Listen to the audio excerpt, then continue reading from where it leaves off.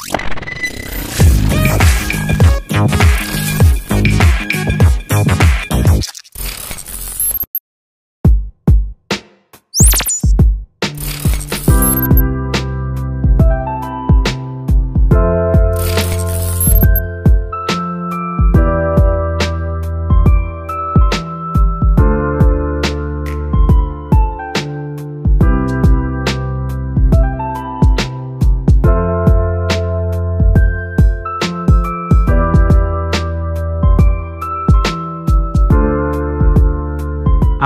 selamat siang. Atau bagi kalian yang dengerin podcast ini di pagi hari atau di malam hari, selamat pagi hari dan malam hari juga. Dan selamat datang di Lead Up by Lestari. Di podcast ini, kami akan membahas topik-topik seputar inovasi yang dapat menginspirasi dan memotivasi gerak generasi inovator di Indonesia. Bagi kamu yang sedang membangun startup, kami juga membuka registrasi sehingga kalian dapat mendaftar. Kalian juga dapat bertemu dengan mentor-mentor yang berpengalaman, serta dapat mengimplementasikan produk kalian di partner bisnis kami. Dan jangan lupa, kalian juga bisa mendapatkan kesempatan untuk pendanaan startup. Oke, program ini juga merupakan salah satu bagian dari PLN Elevations. Jadi ini merupakan salah satu program yang Lestari laksanakan bersama dengan PLN sebagai salah satu partner mitra bisnis kami. Nah, untuk kita bisa memberikan lebih banyak manfaat kepada teman-teman inovator startup semua, kali ini kita kedatangan tamu yang spesial banget. Kenapa bisa spesial banget? Karena pada hari ini kita akan membahas nggak cuma hal entrepreneur dan hal ekonomi, tapi juga hal politik. Nah, untuk itu, marilah kita sambut dua tamu spesial kita dari Pares, yaitu ada Mbak Mahesti Hasanah, yaitu Knowledge Manager Pares, dan satu lagi ada Mas Arga Pribadi Imawan, juga sebagai Knowledge Manager dari Pares. Apa kabar Mas dan Mbak? Halo, apa kabar Mas Noval? Alhamdulillah baik Mas. Oke, baik. Jadi hari ini udah bersemangat nggak Mas dan Mbak untuk memberikan materi kepada teman-teman nih, inovator-inovator di luar sana? Semangat dong, meski di luar mendung gelap banget. Nah, tapi di studio harus semangat. Oke. Oh ya, sebelum itu juga, sebelum kita mulai, mungkin saya juga ingin memperkenalkan diri ya, karena kan tak kenal kata sayang. Masa ini duluan kenal gestarnya nih. Oke, jadi saya sendiri sebagai Program Manager di Lestari, nama saya Noval Musri sebagai moderator dari acara kali ini atau podcast kali ini. Oke, so thank you so much for joining us. Daripada kita kelamaan perkenalan, kita juga langsung aja nih ke topik atau inti pembicaraan kita. Nah, gini Mbak, selama 1 tahun terakhir nih, kita kemana-mana lihat logo yang nggak asing pasti. Teman-teman semua pasti pernah lihat. Ada logo yang namanya G20. Yang lambangnya itu warna merah dan mirip gunungan mungkin ya Mbak ya, kalau kita lihat kalau logonya itu. Nah, sebelum kita ngomongin lebih banyak tentang G20 dan koneksi atau hubungannya dengan dunia internasional dan pada akhirnya pengaruhnya terhadap startup di Indonesia itu, kita boleh tahu nggak sih Mbak, kira-kira bisa diperkenalkan nggak nih Mbak, G20 ini sebenarnya apa ya? Oke, kalau penjelasan secara singkat ya, nanti kalau panjang lebar jadi matematika. Kalau secara singkatnya ya, G20 itu kan pertemuan negara-negara yang dia fokus terhadap pembangunan dan ekonomi gitu ya, di negara-negara member dari G20 gitu. Nah, tahun kemarin itu spesial banget karena Indonesia hanya menjadi tuan rumahnya dan acara kemarin tuh semakin menarik karena bertepatan dengan perang Rusia dan Ukraina gitu. Nah, di situ menjadi peran penting Indonesia tidak hanya dilihat sebagai anggota dari G20, tapi juga ada agenda-agenda lain yang disisipkan untuk dibawa di Indonesia gitu. Makanya beberapa kali kita lihat Presiden Jokowi ke Ukraina, ketemu Presiden Putin segala macam. Itu dalam rangka gimana sih menyelaraskan pembangunan ekonomi dan juga dinamika politik yang ada gitu. Itu secara singkatnya gitu. Oke, jadi bisa dibilang G20 itu adalah sebuah momentum cukup besar di mana kita tepat berdiri di tengah-tengah momentum besar tersebut. Benar nggak? Mungkin. Oke. Iya. Nah, selanjutnya yang bikin kita kepikiran itu adalah Mbak, kadang-kadang kan kita agak sulit ya Mbak ngebayangin apa artinya dalam tanda kutip diskusi antara kepala-kepala negara itu, yang kali ini Indonesia adalah sebagai pemimpin diskusinya itu selama setahun terakhir, dan kaitannya terhadap startup bagi di Indonesia gitu Mbak. Itu kan kita agak susah nih. Kira-kira ada nggak Mbak satu hal yang dapat dijelaskan sehingga kita bisa connected antara dua hal tersebut? Oke. Nanti mungkin Mas Arga bisa nyambung. Jadi G20 ini emang secara partisipan utamanya itu kepala-kepala negara gitu. Tapi secara program dia mengcover banyak hal. Salah satunya termasuk untuk startup gitu ya. Nah di acara G20 kemarin salah satu rangkaian G20 kan macam-macam tuh ya, banyak gitu. Salah satu rangkaiannya itu ada yang namanya Digital Economy Working Group atau DEWG. Nah salah satu kegiatan dari DEWG Group ini adalah Digital Innovation Network. Di situ ada websitenya, pemerintah memberikan banyak informasi. Silakan teman-teman akses. Nah, itu event khusus startup. Startup itu dalam artinya pembangunannya seperti apa, terus mereka mengadakan workshop sampai mereka memberikan penghargaan gitu. Itu secara umum ya, menempatkan gimana posisi startup dalam G20 kemarin. Startup itu menjadi salah satu topik yang dibahas, bahkan sampai dibikin satu event dan group working sendiri gitu. Oke. Ya, nyambung Mas terkait dengan itu. Jadi kenapa kemudian startup menjadi kunci penting ya? Karena di dalam prosesi G20 itu dia merupakan hasil komitmen dari negara-negara global ya, dan hasil komitmen salah satunya adalah terkait dengan net zero emission. Ini sebetulnya sebagai sebuah gagasan nih sudah dibawa semenjak dulu sebetulnya. Misalnya dilihat dari Intergovernmental Panel on Climate Change di tahun 1988 itu sudah membawa isu-isu terkait dengan reducing the emission carbon gitu. Nah, kenapa kemudian startup itu menjadi salah satu kunci penting di dalam aspek ini? Karena salah satu teorisasi inovasi kan menjelaskan bahwa kehadiran atau situasi wacana global yang sedang menguat itu bisa dimanfaatkan oleh sekelompok maupun institusi untuk mengembangkan sebuah inovasi yang nantinya akan berpengaruh besar terhadap pola-pola politik, ekonomi, dan juga sosial. Nah, startup ini menjadi kunci karena dia menjadi salah satu institusi yang atau perusahaan atau komunitas yang kemudian menjadi sangat existing saat ini ya, dan itu juga sangat dipengaruhi juga tentang bagaimana kemudian G20 itu mempengaruhi terhadap perkembangan startup. Nah, sebagai contoh adalah terkait dengan energi baru terbarukan. Nah, ini startup itu salah satu menjadi salah satu institusi yang sangat strategis nih sebagai penghubung antara wacana sangat besar itu, menerjemahkannya menjadi sebuah produk yang nantinya akan bermanfaat bagi masyarakat luas maupun membantu perekonomian dari pemerintah itu sendiri. Gitu Mas. Jadi kenapa startup menjadi salah satu mediator atau menjadi salah satu institusi yang penghubung di antara keduanya. Oke, jadi kalau misalnya saya pakai bahasa sederhananya ini memang udah jodohnya ya nih Mas ya. Kayak di satu sisi ekonomi itu merupakan salah satu hal yang paling besar dipengaruhi oleh startup dengan banyaknya pertumbuhan startup, dan di satu sisi lagi ternyata dunia internasional mulai aware bahwa ternyata untuk bisa mengembangkan ekonomi baik di level internasional maupun di level negara-negara anggotanya, mau nggak mau startup itu harus diperhatikan atau mendapat perhatian lebih gitu. Iya. Menarik. Ya, nah, tadi lanjut. Silakan Mas. Ya, ditambah lagi dengan komitmen Presiden Jokowi ya di semenjak tahun 2000. Mungkin di periode pertama atau periode kedua itu masa transisi, dia sudah menekankan bahwa startup juga menjadi salah satu kunci penting dalam pola-pola pemerintahan gitu. Jadi kenapa startup menjadi strategis juga karena ada political will atau keinginan politik dari presiden kita saat ini gitu. Oke, menarik.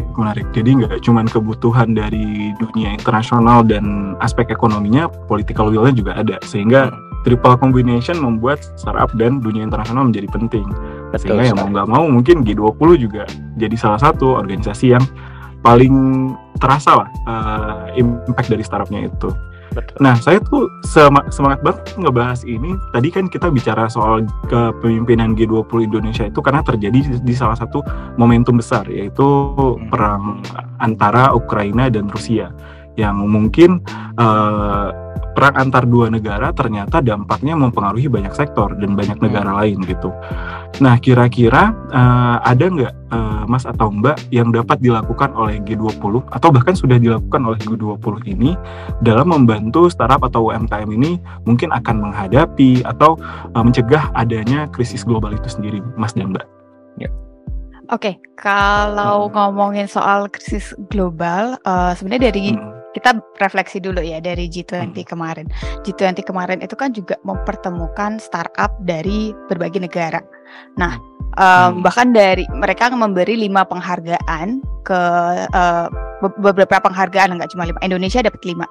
Nah, di forum itu artinya mereka mempertemukan startup dari berbagai negara dan menjajaki gimana sih startup ini bisa bekerja sama. Tadi untuk menyambung Mas Aga, karena startup punya peran yang sangat penting kalau kita ngomong di konteks ekonomi digital. Di forum G20 kemarin itu sudah mulai dibahas bagaimana kolaborasi antar startup di antar negara ini bisa terjadi. Dan yang kedua, di event G20 kemarin itu juga mereka ibaratnya menjadi satu kolam yang mana startup bisa ketemu dengan calon donor dan juga calon potensial partner segala macam gitu. Nah, kalau kaitannya untuk krisis kedepannya ya, menurut saya yang terjadi di G20 kemarin itu udah sangat bagus ya, karena menunjukkan startup itu nggak cuma bisa bekerja dalam ranah yang lokal, tapi dia bisa saling berkolaborasi, sambung menyambung sampai akhirnya kerjasama gitu. Nah, kalau nggak salah kemarin tuh salah satu startup yang dapat penghargaan itu tentang dia yang fokus di rantai pasok produksi. Nah, kalau kita lihat perang Rusia dan Ukraina itu kan karena perang harga gandum mahal gitu. Nah, menurut saya nyambung yang dibilang Mas Arga tentang inovasi, kehadiran startup misalnya yang dicontoh rantai pasok itu akan sangat membantu. Jadi dia bisa menjadi salah satu instrumen untuk menghindari krisis kedepannya gitu. Ini udah ada aktornya, kita udah ada forumnya, udah ketemu potensial donor segala macam. Ayo kita tinggal garap penguatan kedepannya gimana. Oke, jadi menurut aku nggak berlebihan juga kalau bisa kita bilang bahwa startup ini merupakan aktor alternatif. Di mana ketika player konvensional kayak perusahaan milik negara itu sangat terpengaruh oleh keadaan perang, mungkin startup bisa jadi nih muncul untuk menjadi dalam tanda kutip alternatif dan menghadirkan perspektif baru nih dalam menyelesaikan isu-isu krisis global. Jadi sebenarnya nggak cuman startupnya yang terbantu dengan G20, tapi G20-nya juga terbantu dengan adanya startup untuk menyelesaikan isu krisis global ya Mas dan Mbak. Ya, betul sekali. Jadi salah satu ide startup kan sebetulnya adalah penyelesaian masalah sosial dengan cara-cara atau kebaruan-kebaruan yang ditawarkan ya, yang sebelumnya itu tidak terpikirkan oleh pemerintah. Nah, kalau kita melihat atau berkaca dari track inovasi atau track cara kerja pemerintah selama ini, jika ada sesuatu permasalahan sosial, pendekatannya selalu sangat mainstream gitu ya, melalui kebijakan, melalui UMKM melalui pengabdian, harus seterusnya. Nah, kalau startup ini malah justru menawarkan inovasi baru, misalnya kita nggak akan memberikan pengabdian, tetapi kita akan membangun sebuah misalnya sebuah produk, sebuah karya yang kemudian nanti akan sustain dengan sendirinya dengan cara kerja oleh pemerintah dengan cara sustain dari warga yang bersangkutan. Jadi kayak melempar jagung ke arah ayam dan ayamnya kemudian saling mematok dan berkembang satu sama lain. Itu analoginya Mas kalau dari inovasi gitu. Ini ngomongin rantai pasok tuh dia ngomonginnya jagung. Kepikirannya itu Mbak Esti, aduh. Iya, saya juga kepikiran jagung sama gandum sih pas teringat perang Ukraina itu. Jadi saya menarik banget sih ketika tahu bahwa ternyata ini tuh bukan dalam tanda kutip dihubung-hubungkan, tapi memang ya ternyata ini memang saling memberikan benefit antara satu dan lainnya gitu. apalagi kalau kita dengar dari penjelasan baik dari Mbak Mahesti maupun Mbak Mas Arga, kita tahu bahwa startup itu mungkin agak disruptif ya kalau kita pinjam istilah dari bukunya Renal Kasali, tapi disruptif in a good way gitu. Dalam artian ya mereka emang mengganti atau tidak menggunakan pola-pola yang lama dalam hal ekonomi mungkin, tapi bahkan itulah yang menjadi jawaban atau yang kita butuhkan pada saat ini. Ya. Nah, untuk lanjut ke pertanyaan tersebut, tapi kan kita juga cukup aware ya Mas dan Mbak, bahwa governance itu kan cukup tradisional sebagai sebuah aktor atau pihak gitu. Sedangkan startup ini selalu punya cara baru, selalu pengen menembus dengan ide-ide unik gitu. Nah, kira-kira kalau tadi kita udah lihat apa yang G20 lakukan melalui political will, melalui memberikan kesempatan untuk berjumpa dengan pemain-pemain tradisional kayak bank atau investor itu. Nah, ini kita lihat dari perspektif dari arah sebaliknya nih. Kalau dari startup sendiri gimana sih cara memaksimalkan manfaat dari adanya G20 ini, khususnya pasca G20 ini? Silahkan Mas dan Mbak.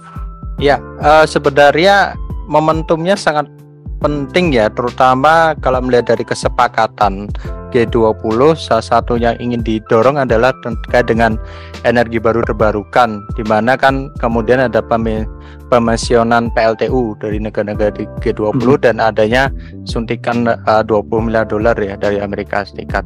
Nah, sebetulnya ini mungkin hanya saya ada salah satu contoh dan mungkin ada yang ditambahkan oleh Mbak Esti. Salah satu momentum paling penting adalah memanfaatkan ide itu sebetulnya, karena kalau berbicara terkait dengan energi baru terbarukan itu sudah gagasan lama. Protokol Kyoto pun juga udah menggagas itu di tahun 1997, tetapi kita jarang sekali untuk merespon itu gitu.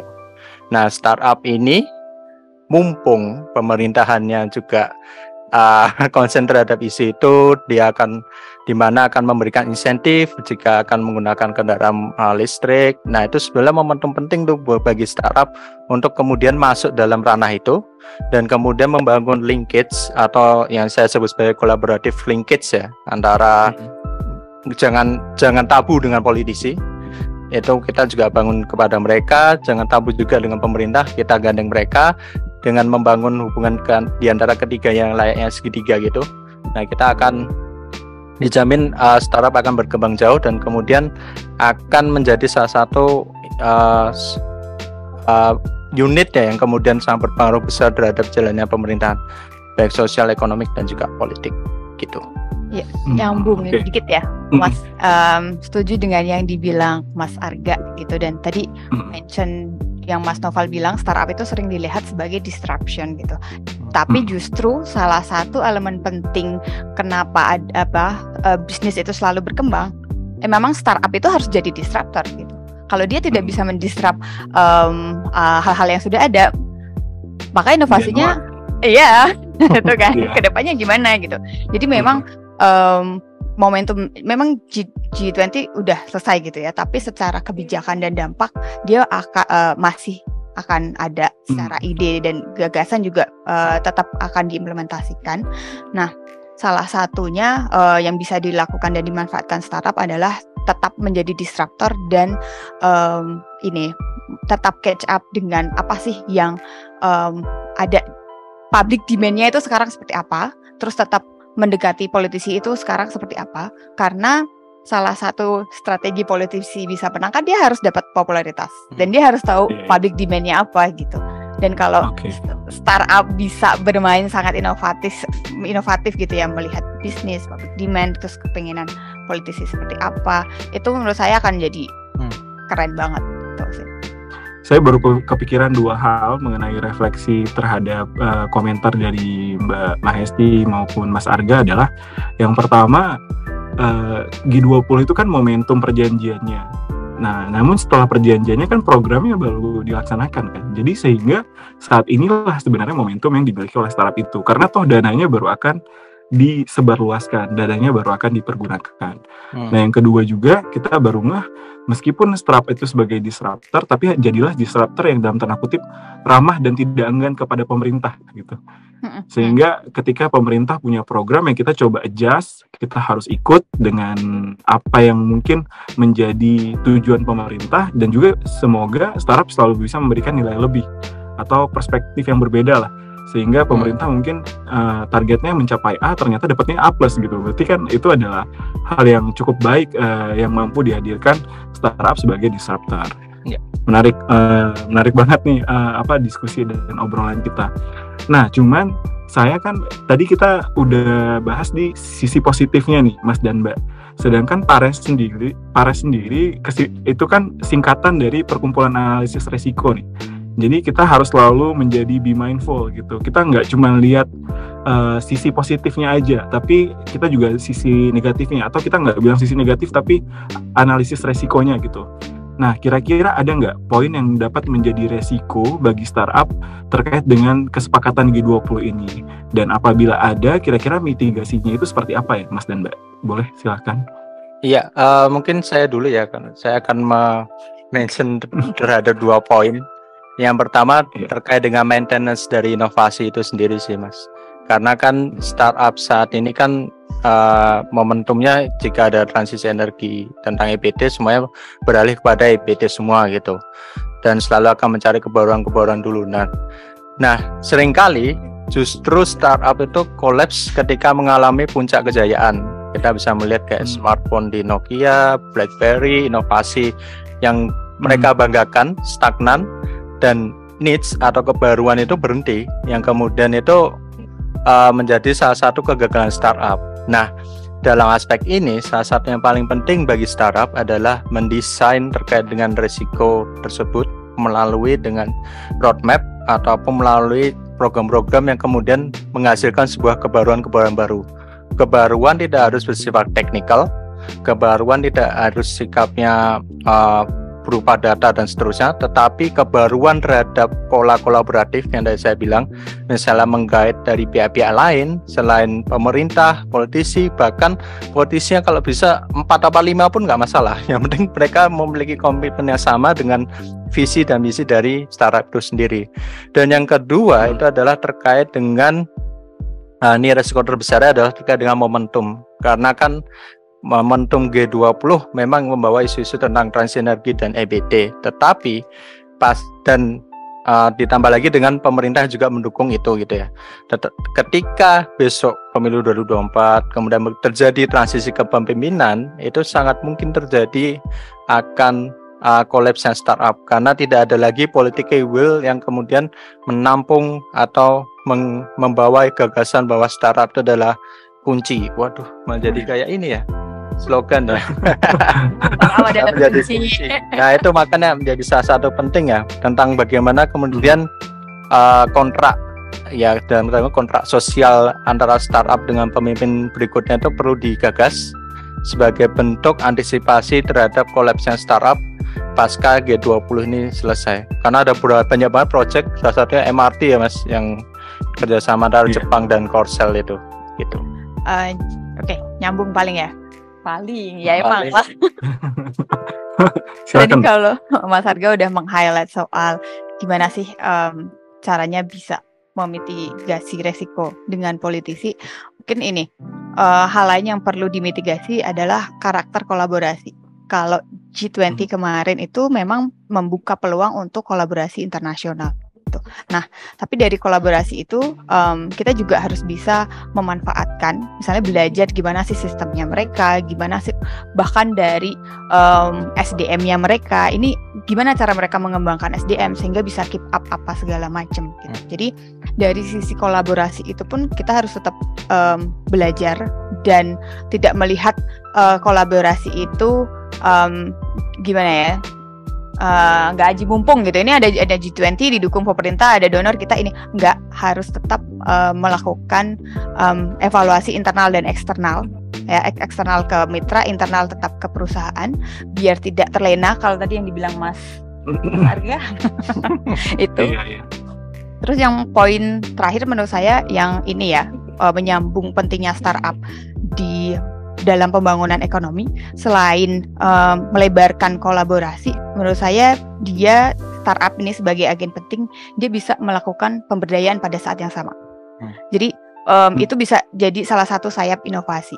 Nah, startup ini kan dia sudah punya instrumen pengetahuan, modal segala macam gitu ya. Tapi kalau dia bisa mengajak mitra misalnya yang di lokal tidak hanya sebagai mitra tapi juga melakukan sama-sama belajar yang pada akhirnya akan saling menguatkan, itu bisa memperkuat fondasi baik startup itu sendiri maupun mitra yang diajak. Jadi secara tidak langsung kolaborasinya ini juga membangun gitu.